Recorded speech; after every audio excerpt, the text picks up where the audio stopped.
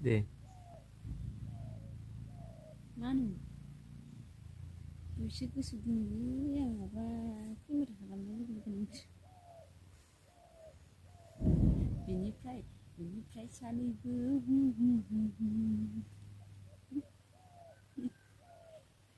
उन्दुनांगौ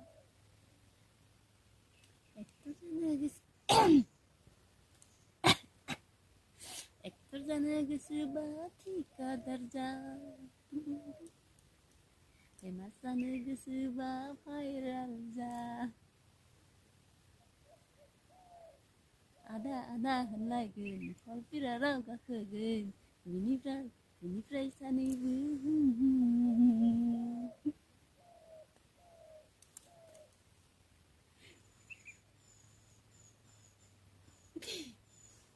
बन्द' खालाम